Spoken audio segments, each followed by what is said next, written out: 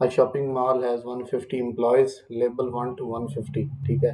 Total employees कितने हैं? 150 है, 150 हैं, ठीक है, शॉपिंग मॉल के एम्प्लॉयज़। और उन्हें लेबल किया गया 1 से लेके 150 तक, ठीक है। तो ये नीचे यू सेट देखें ना, सबसे पहले मैंने बनाया, ये गिवन है हमें कि यू जो है टोटल जो है वो 1 से लेके कहाँ तक है? 150 तक, representing a universal set you, यानी इसको रिप्रेजेंट यू से किया गया है। The employees fall into the following categories, employees की कुछ कैटेगरीज बनाई गई हैं।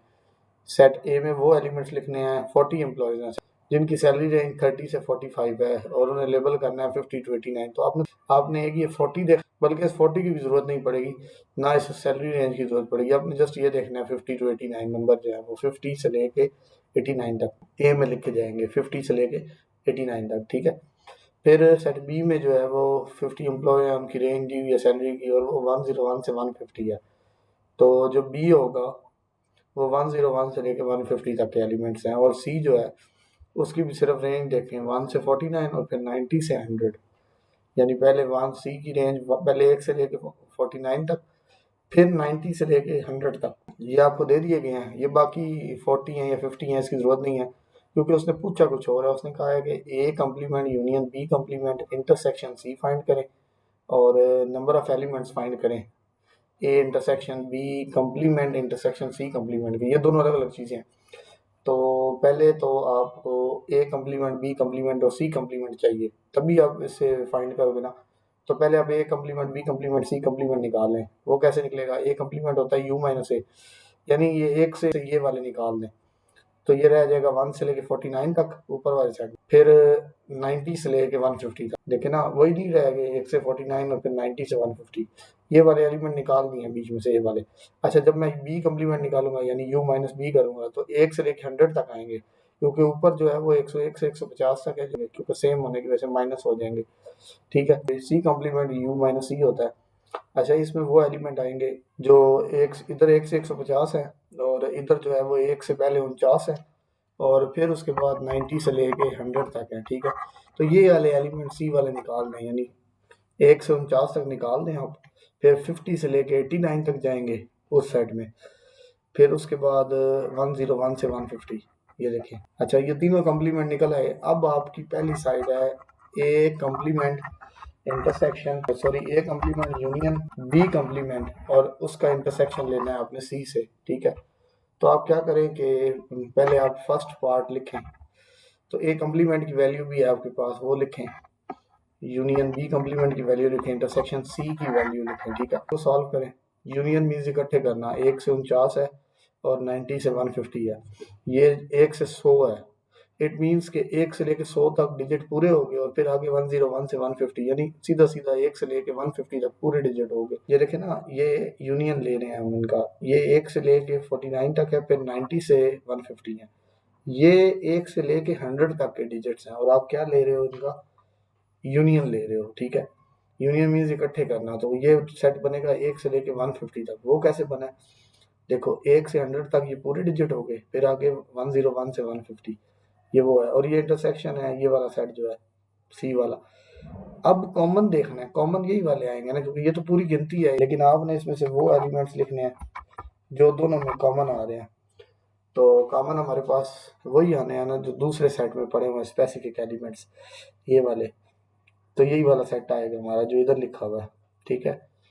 और फिर हमने इसका second part, number of elements find करने से पहले ना हमें ये सेट फाइंड करना पड़ेगा, A intersection B complement intersection C complement. ये होगा तो इसके नंबर ऑफ एलिमेंट्स आएंगे। तो सिंपल है, पहले ये फाइंड करो, ए की जगह ए की वैल्यू इंटरसेक्शन, बी की जगह कम्प्लीमेंट और सी कम्प्लीमेंट की वैल्यू पुट करें।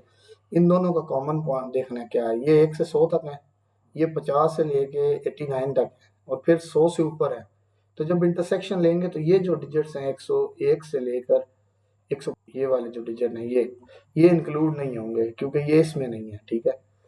इसमें 50 से 89 तक हैं, जो कि इसमें भी हैं, तो 50 से 89 वाले आ जाएंगे। अब फिर इन दोनों का इंटरसेक्शन होगा, ये 50 से 89, ये भी 50 से 89, तो सेम वही सेट आ जाएगा, ठीक है। अब 50 से काउंट अगर आप करें, मतलब 50 एक हो गया, फिर 51 से 89, ये 39 हो गए, और एक ये 40 हो गए। तो ये कितने नंबर ऑफ एलिमेंट्स बन गए? यानी अब इसके ब्रैकेटें लगा के ना सेट की साथ n लिख देना है, तो 40 एलिमेंट्स हैं। तो ये आपका क्वेश्चन कंप्लीट हो गया, ठीक है। अच्छा, इसके बाद आपके पास क्वेश्चन नंबर 12 है। In a secondary school with 125 students participate in at least one of the following sports. Total students कितने हैं स्कूल में? 125 हैं, ठीक है। अब वो पार्टिसिपेट कर रहे हैं कुछ स्पोर्ट्स में। 60 स्टूडेंट क्रिकेट में पार्टिसिपेट कर रहे हैं, 70 फुटबॉल में, 40 हॉकी में, और 25 जो है वो क्रिकेट और फुटबॉल दोनों में है, 15 जो है वो फुटबॉल और हॉकी में है, और 10 जो है वो दोनों क्रिकेट और हॉकी में। अब आपने क्या करना है कि आपने एक तो बताना है कि कितने स्टूडेंट जो है वो तीनों स्पोर्ट्स में हैं, यानी इंटरसेक्शन बताना है आपने, A intersection B intersection C form. और दूसरा आपने ना वेन डायग्राम बनानी है जिसमें आप स्पोर्ट्स को डिस्ट्रीब्यूट करोगे ओवरऑल सारी स्पोर्ट्स को। सबसे पहले टोटल स्टूडेंट्स हैं 125, उसको यू सेलेक्ट कर लें आप, लिखेंगे let U is equal to total students in secondary school, ठीक है। अपनी वर्डिंग में लिख सकते हैं। उसके बाद यहाँ पे है कि 60 स्टूडेंट प्ले क्रिकेट, तो आपने लिखना है स्टूडेंट्स हु प्ले क्रिकेट या स्टूडेंट्स प्लेइंग क्रिकेट, दोनों ठीक है। अच्छा देखिए ना, ए को आपने ये कहा है तो एन ऑफ ए नीचे मैंने लिखा है 60 है। फिर इसी तरह आपके पास है कि 70 स्टूडेंट प्ले फुटबॉल, तो फुटबॉल वालों को बी कहेंगे और एन ऑफ बी जो है वो 70 कहेंगे। ये देखें, स्टूडेंट प्लेइंग फुटबॉल को बी का है और एन ऑफ बी जो है वो मैंने 70 कह दिया क्योंकि 70 के हैं वो। फिर उसके बाद 40 स्टूडेंट प्ले हॉकी, हॉकी को आप सी कहेंगे, सेट बनाएंगे, और 40 है तो एन ऑफ सी कितना होगा? 40 होगा, ठीक है।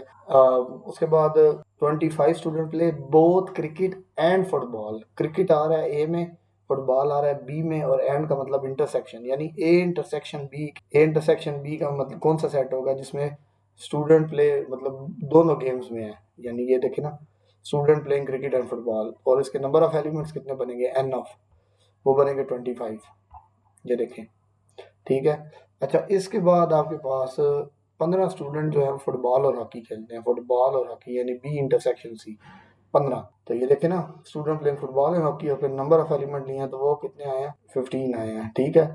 अच्छा जी, उसके बाद 10 students play both cricket and hockey. अब क्रिकेट हॉकी ए और सी, ठीक है, ए इंटरसेक्शन सी, वो 10 है, ठीक है।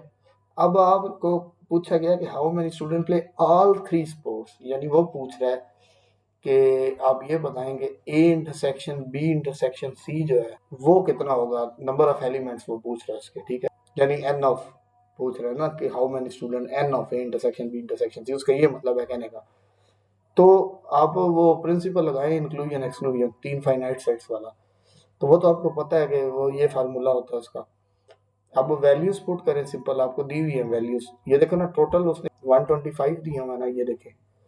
तो ये जो एन ऑफ जो है वो आपका यू है, यू का मतलब है कि N of A union B union C, वो 125 है, ठीक है। तो ये वैल्यूज पुट की हैं, सिंपल सिंप्लीफिकेशन है और कुछ भी नहीं है। तो यहाँ से टोटल वो स्टूडेंट आ गए जो पार्टिसिपेट कर रहे हैं तीनों स्पोर्ट्स में, वो 5 है, ठीक है। इसके बाद ना हमने वेन डायग्राम अब यहाँ पे बच्चे गलती करते हैं, कैसे करते हैं कि वो ना यहाँ कंफ्यूज हो जाते हैं कि 20 कहाँ लिखना है, 35 कहाँ आना है और कैसे आना है, इसके पीछे लॉजिक क्या है, ठीक है। तो ये जो लॉजिक है ना, ये मैंने जो क्वेश्चन नंबर 11 देखेंगे ना, उसमें ये चीज़ इस तरह की है उस क्वेश्चन में, तो आपको उसमें क्लियर हो जाएगा। बाकी नहीं तो मैं आपको भी क्लियर कर देता हूँ, ठीक है। देखें ये हमने कैसे लिखना है, आप गौर कीजिएगा। अभी अभी आपने वैल्यूज निकाली है A intersection B intersection C की, ठीक है। अभी हमने निकाली है, फाइंड आउट की है, वो हमारे पास क्या आई है, ये वैल्यू आई है हमारे पास 5। अच्छा, आप गौर कीजिएगा, ये सर्कल है क्रिकेट वाला, ये वाला सर्कल, ये ए है आपका, ठीक है। ये सर्कल ए है, एक आपका ये सर्कल है ये वाला, ये बी है, और एक आपका ये सर्कल है, ये सी है। अब तीनों में कॉमन क्या है? ये वाला जो पोर्शन है ना, ये पोर्शन, ये पोर्शन तीनों में आ रहा है कॉमन। कैसे? इस सर्कल का भी पार्ट आ रहा है, इस सर्कल का भी पार्ट आ रहा है, ये और इस सर्कल का भी पार्ट आ रहा है। तो ये जो कॉमन आया ना 5, ये वाला, ये वो यहाँ लिखा है, ठीक है। ठीक है, ये बात समझ आ गई आपको। अब दूसरी चीज, ये कैसे लिखते हैं? टोटल मेंबर्स थे 125, ठीक है। अब हमने वो लिखने हैं इसके अंदर, ठीक है। देखें, क्रिकेट के जो इधर उसने बताए थे हमें, वो बताए थे 60, ठीक है, क्रिकेट के। 70 उसने बताए थे हॉकी के और फुटबॉल के, सॉरी, और हॉकी के उसने 40 बताए थे। अब देखें ना, ये 5 आ गया, ठीक है, इनको लिखने से पहले मैं बता रहा हूँ ये 5 आ गया, ठीक है। अब अगर ये लाइन ना होती ये वाली, तो ये साइड बी की है और ये साइड ए की है, इसको छोड़ के बात कर रहा हूँ। यानी ये पोर्शन है ए इंटरसेक्शन बी, ये पूरा पोर्शन क्या है, ए इंटरसेक्शन बी, ठीक है। मुझे फाइंड आउट करनी है ये वाली साइड, मुझे नहीं पता यहाँ क्या आ रहा है, ये मुझे पता है कि ये कॉमन है। तो ये इस पूरे में से अगर ये वाला हिस्सा मैं निकाल दूं, माइनस कर दूं, तो ये हिस्सा अगर लिखता हूँ, ठीक है। अब ए इंटरसेक्शन बी कितना होता है आपके पास, वो आपके पास है 25, ठीक है। और A intersection B intersection C अभी निकाला है 5, तो 25 में से अगर माइनस करेंगे हम, ये पोर्शन कहलाता है ए इंटरसेक्शन बी, ये पूरा। इस प्रिंसिपल को नहीं यूज करना, वो तो मैं जनरल फॉर्म बता रहा हूँ कि इस पोर्शन को कहते हैं ए इंटरसेक्शन बी और इस पोर्शन को कहते हैं A intersection B intersection C. तो मुझे नहीं पता यहाँ क्या आ रहा है, ये फाइंड करने के लिए मुझे ए इंटरसेक्शन बी में से A intersection B intersection C minus कर ये पोर्शन निकालूंगा। वो कैसे निकलेगा, जब मैं लिखूंगा ना A intersection B minus A intersection B intersection C.